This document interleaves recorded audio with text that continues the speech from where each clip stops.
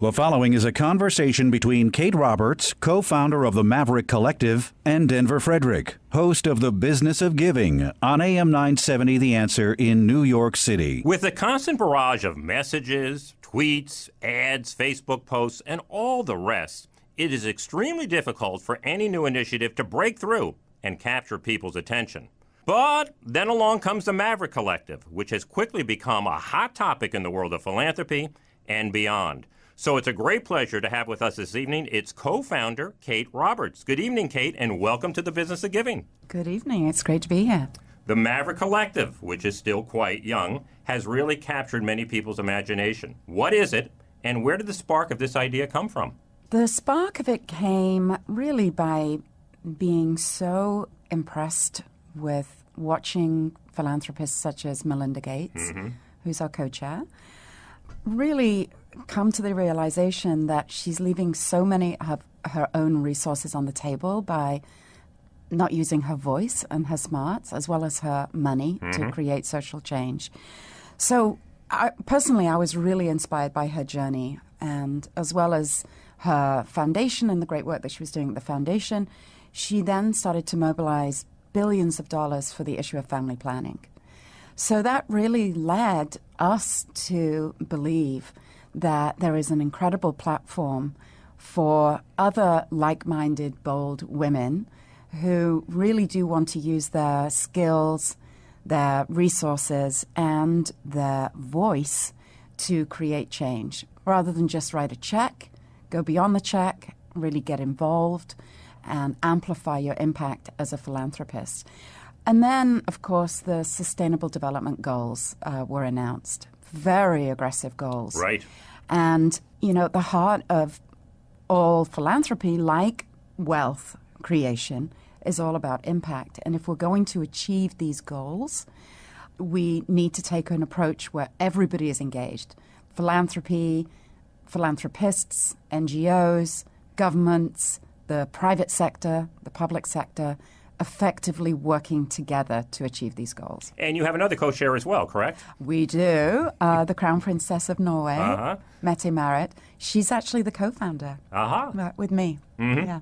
Great. Well, you know, there's been a lot of conversation around girls' education, women's empowerment, health issues, which I know that you're focused on. A lot of talk about that the last couple of years. Would it be fair to say that the funding has failed to keep up with the rhetoric? It is fair to say 2% of U.S. government funding goes to these issues, which I think is a fact that most people don't know. No. And again, in order to achieve these aggressive goals, we need to be creative, disruptive, and we need to redefine what it means to be a philanthropist. Our initiative is really all about ending extreme poverty in our lifetime. Right? That's ambitious. We want to do it by really focusing on girls and women. And if we do not lift girls and women out of poverty, we will never break that cycle. So at the heart of all of this is health. Yeah. And most of it is preventable. But we really need to innovate around these different health areas in order to identify solutions, pilot them, measure them, and then leverage what we know with our traditional partners, like the U.S. government, to scale these solutions across the world. Well, as you know, Kate, there are a lot of health problems and challenges in the world facing girls and women. How do you go about deciding what pilot projects you're going to do and what countries you're going to do them in? Well, first of all, I should say that women make up 70% of the world's poor. So it's disproportional. It sure is. And then you look at, okay, what are the pressing issues? What is the ecosystem of a woman, and where do we need to focus? So we've broken the focus impact areas into 6 focus categories. Sanitation. You know, most women are going outside to defecate, which leads to all sorts of disease, but then it also leads to gender-based violence. Men prey on women when they, you know, at dusk when they go outside. Yeah. So it's all very much linked. So gender-based violence, sanitation, you know, 250 million women out there want access to family planning and contraception, and they don't have it. You know, sexual reproductive health, family planning, teen pregnancy prevention. we have to get girls in school, and being pregnant by the time you're 12, which is happening a lot around the world, is something that we absolutely need to prevent in order to keep our girls in school. Maternal health, 500,000 women die in childbirth. And, the cost that has to the economy, just the sheer opportunity that we have to, when we invest in women, especially around childbirth, to strengthen local communities, then you strengthen nations, and then, of course, you empower the world. So it has an economic business sense as well. So maternal and child health. Right now we're grappling with Zika, right? We're all scared of the mosquito. Yeah, we are. It used to be about malaria. We've eliminated malaria in this country. I think we're on a fast track to end malaria around the world. It's a simple solution, right? Putting a insecticide-treated net over a bed, which costs about $5. We tested that out, and now we cover the world in bed nets. So the end of malaria is in sight. Of course, Zika is now a new challenge that we now have to focus on, and it affects women and their maternity. So we choose our projects carefully in partnership with others, where we know there is donor interest, but where we need to fan the flames of an intervention where we believe we can have huge impact. And then once we do, we go back to our traditional partners to scale across the world. Right. So, Kate, how does the Maverick Collective work? You and Melinda Gates and the Crown Princess of Norway, you have gone out and you've enlisted 14 founding philanthropists. What is the criteria to become a member? What are the expectations and responsibilities that you have to one another? Yes, well, we're all bold women right now. I say right now because very soon we'll be inviting men into our group. A common passion for making this world a better place for girls and women, an interest in global development, smart global development, right, strategic global development, the ability to listen. We have a 3-year partnership together where we really involve the philanthropist from the very beginning in co-designing the intervention. We choose the right country to do that, where we believe we can have the most impact. So we could be in India, we could be in Guatemala or Botswana, all over the world. We stretch across 65 countries across the world. There is a financial aspect to it. It costs about $1 million over 3 years to really have the impact on the ground. And I would say the sort of ambition to disrupt somewhat. We're changing the way that philanthropy is being done. We're really turning it on its head. And this is not an NGO donor relationship. It's okay to fail, and transparency is really, really important. And we expect that either way. We're transparent with our members, and the same back to us. It's an open relationship of transparency, and again, it's okay to fail. Yeah. When you approach these women, you told them that you want them to be deeply engaged in these projects, as you just said a moment ago, to co-design these projects. Yeah. Were any of them skeptical? Did they think that was maybe just a strategy for you to be able to get them to write a check and that's what you really wanted? Did you run into any of that? Oh, yes, all the time. And I kept saying, no, I promise you, this is how we do it. And I think if you would have any of these incredible ladies on the show, they will tell you the same thing. They've been told in the past, oh, join our board. We want your opinion. Yeah. Then join the board and realize they want their check. They want the check. And, look, people solve problems. Money doesn't. Money is important, but we're really interested in the other resources that a philanthropist brings to the table, not just money. And, I can give you an example. Pam Scott, for instance, is a human-centered design champion and specialist, and she's really helped us to rethink how we design our programs. Her initiative is in Tanzania. Right. She's focused on teen pregnancy prevention, and she was out there with a whole team of experts in design, and we really, again, explored together how we could be more effective in designing these programs. And she was leading it. We weren't. You know, we're the public health experts. She's not a public health expert. So it was a good marriage of talent and resources. And now the program has developed into a 3-country project across Tanzania, Ethiopia, and Nigeria, and in partnership with Gates and SIF. It's now a $30 million intervention focused on teen That's pregnancy fantastic. and human-centered design. Do you have to wait to be invited to join the Maverick Collective, or if somebody was interested, can they contact you? They can contact us, probably best through the website, Yeah. maverickcollective.org. But there is, you know, we choose our members. Right. Not everyone is right for this, and we're not right for everyone. But we're strategic. We're only interested in doing things that we can measure, and we're only interested in doing things that we can really scale. And we take a business approach to how we develop these interventions and also how we develop our member. Yeah. You know, it's a two-way strategy. It's getting the most out of our members for them to be inspired advocates and really having the results on the ground. From your observations, do you think that men and women approach philanthropy differently? And if they do, what would some of those differences be?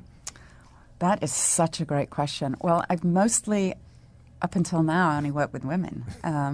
But what has started to happen, which I think is so exciting, is their husbands have said, well, what about me?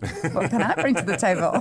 Turning the tables, right. Which is exciting because everything we do, every Maverick Collective intervention, is taking a business approach. So businessmen, for instance, somebody who's been involved in franchising is extremely interesting for us because we have socially franchised clinics all over the world, and we want to take them to a sustainable level. So, yeah, we want some male brain power. Absolutely, that will help there on that, yeah. Who have perhaps been involved in business and would like to use their resources, and again, that's talent and time and financial resources, to help us solve problems. It's about problem solving. That's what it gets down to. Yep. You know, I should mention that the Maverick Collective is an initiative of Population Services International, more commonly known as PSI. Tell us about PSI and the important role that they're playing in this endeavor. Sure. Well, first of all, I should say that PSI is one of the largest health organizations in the world that nobody has ever heard of. We're in 65 countries. We have about 9,000 employees. It's a big organization. Big organization. We have about a $600 million annual budget. PSI focuses on market solutions for health problems. So we're obsessed with measurement, and really our goal is to provide universal health care to the poor. So PSI is the implementing partner of Maverick Collective, and they are responsible for providing the results. And of course, we tap into their incredible expertise. PSI has been doing this work for over 47 years. Started with a grant from the U.S. government and grew into what we are today. I would say that we're like the DHL of health delivery. There you go. Yeah. That's a good analogy. You know, we talked about Pam Scott's work in Tanzania. I want to talk about another example of a success, and that was low-cost screenings for cervical cancer in India. Tell us how that project developed. First of all, cervical cancer is preventable. Yet millions of women around the world, especially in India, die from the disease every single year because they haven't been screened. And simply the technology that we have here in the United States, where we go along and every year we get a pap smear, which probably costs the health system $30,000 to do it, in a lab and all of that. Yeah. We just don't have those facilities around the world. So it was discovered through our partners that swabbing white vinegar on the cervix would show an early stage cervical cancer, literally household vinegar. Just a swab, probably cost no more than $0.01 to do that, would detect early signs of cervical cancer. So we decided to pilot this. Kathy Visas is our champion, who I have to say now knows more about cervical cancer than we do. She has her evolution as a champion for this issue is unbelievable. She's a daughter of an oncologist, correct? Yes, and I think as a frustrated doctor deep down, or at least a frustrated NGO worker. anyway, we piloted her project in India, and we thought that this project would go to the private sector once we had proven its results. But actually what ended up happening is the government decided that they were going to take this on and have now implemented it across India in many provinces. Fantastic. So, for us, success and results, the private sector taking it on, or is the government taking it on, or both? We want to just deliver the results and then have a sustainable solution for these diseases. Yeah, I mean, that's the whole point of your business model, as you said, is to do the pilot, get the evidence, and then unlock some additional significant funding to help take it to scale. Where else has that happened? That has happened also around gender-based violence. So we all remember the horrific rapes in India, the girl on the bus, the women left hanging from trees after they'd been raped by policemen after going to the bathroom outside. And I remember actually when it happened, I was at the World Economic Forum. There was many Indian businessmen, and I had never been able to break through to the Indian community of CEOs until this happened. Yeah. And then this happened, and, I hate to say it, it was a real opportunity for us to develop a big program around gender-based violence. So Indrani Goradia is our champion. She's the most incredible woman. She was born in Trinidad, but has Indian heritage and an Indian family. And she helped us to start this gender-based violence intervention prevention impact project in India. And now, in partnership with USAID, it's a $10 million program. That's great. The largest in India. And we now have gender-based violence projects across 13 countries together with PSI. So I have watched both the evolution of these incredible women who are members of Maverick Collective, but also the results on the ground have been very quick. We no longer see this philanthropic model as a pilot. It's working. And we're really just beginning. That's for sure. Yeah. And when the results on the ground are not that good, you don't hesitate to share that information with your members, not only to keep them informed, but hopefully they can come up with a solution. And you know how different that is from so many other NGOs who, when a problem arises, they try to sweep it under the rug because they're afraid if the donor finds out, they're going to stop their support. But that's not been your approach. That has not been our approach. An example was we had a barrier in Mozambique with one of our members where we really couldn't get approval from the government to start testing this product. It was a contraception product. And it stalled. And so for 6 months, we were, really trying to get those approvals. And we were there hand in hand with her along the way.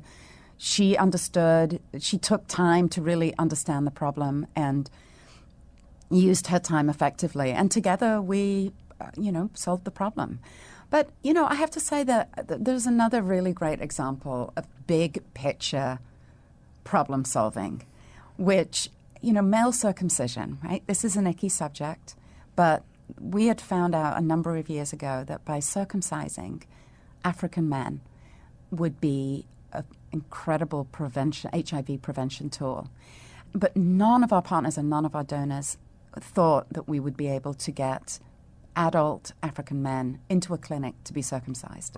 Right? Tall order. Yeah. So we used our own funding, unrestricted funding, to pilot an intervention in Zambia. And guess what? It failed. We couldn't get these men in. And we tried everything. And it took us a year. We kept trying things, kept failing. And then eventually we came up with the fact that the messaging that you will be a better lover if you are circumcised, which was the message really that worked. I think we invested $400,000 in this clinic, and the interventions, it's now a $300-400 million leading solution across sub-Saharan Africa. It is one of the leading prevention tools now for HIV. So, it's risk-taking. Yeah. It's innovation. Keeping at it. Well, it's keeping at it and using money in the right way. Yeah. Using private money is so powerful.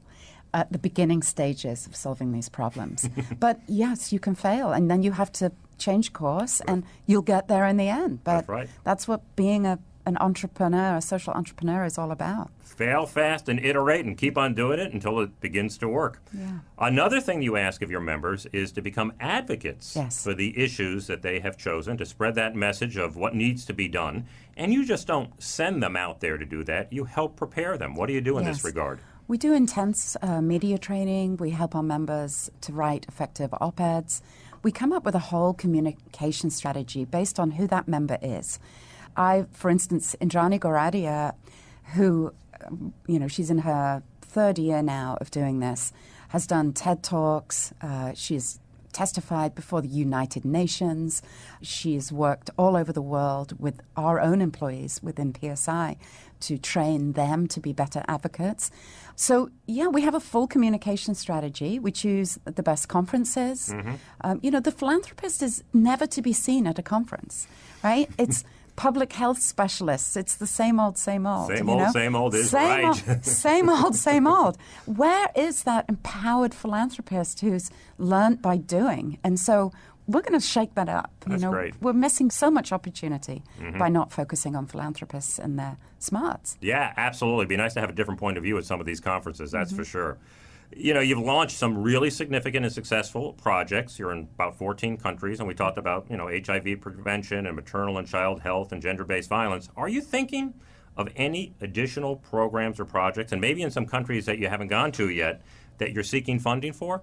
Yes. The Zika is, it's a little bit similar to Ebola, right? It's not as ghastly, but it is a real threat. Oh, yeah.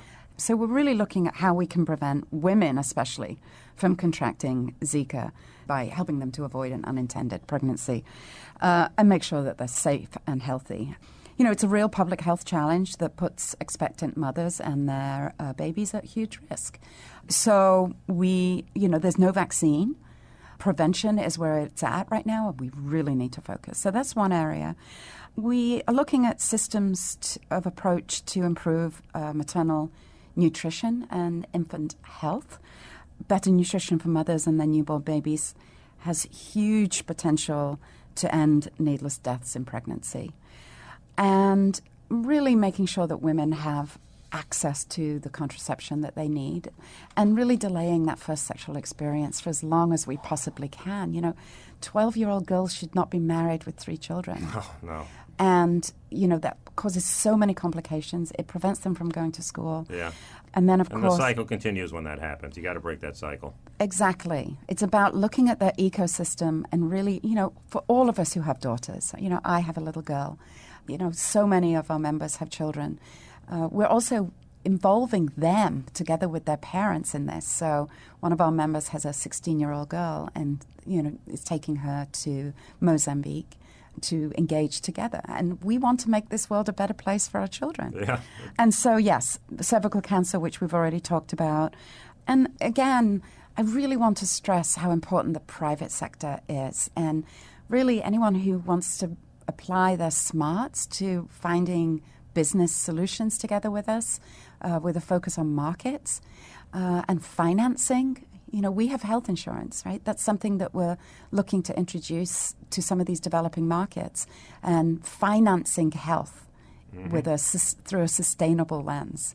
We need help thinking through these business solutions. For sure. For women in the audience, Kate, who really want to become engaged in these issues that impact girls and women, but perhaps not quite at the Maverick Collective level, what advice would you give them?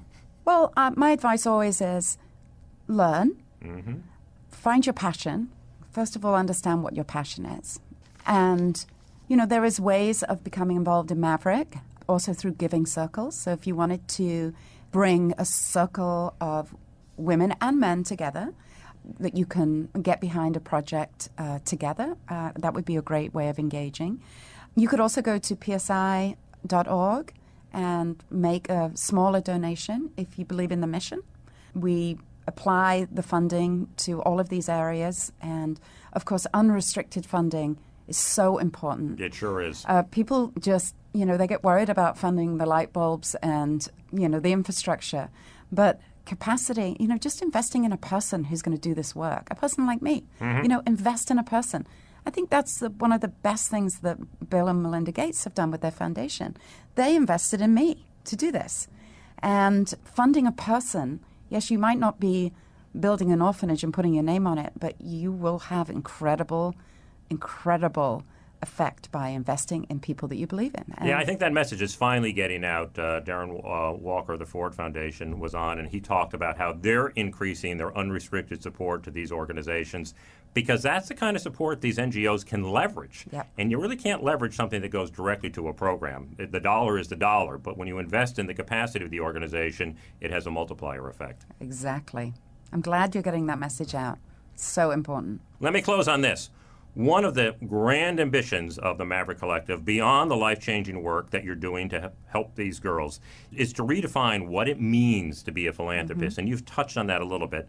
But say it again. What's your vision, your new vision, for what a philanthropist will become? My vision will be that you're not just writing checks. You're using your whole self to amplify impact.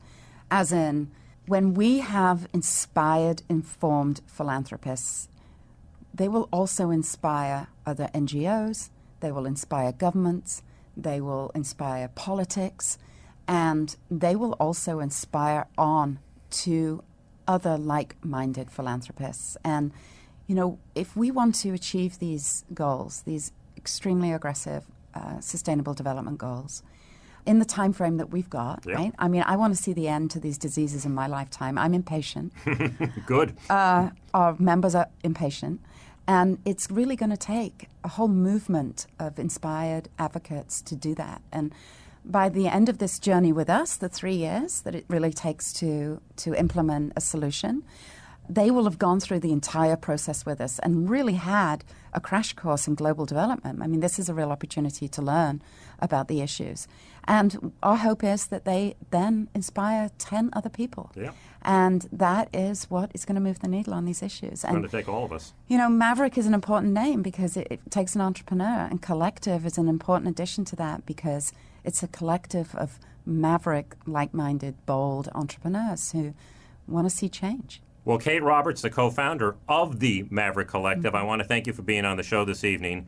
In addition to the work that you're doing to better the lives of countless women and girls around the world, I strongly suspect that this woman-centric and woman-led model of philanthropy will significantly change the way all philanthropy is done in the years to come. It was a real pleasure to have you on the program. Such a pleasure. Thank you. The Business of Giving can be heard every Sunday evening between 6 and 7 p.m. Eastern on AM 970 The Answer in New York and on iHeartRadio. You can follow us at Biz of Give on Twitter and at Facebook.com/biz.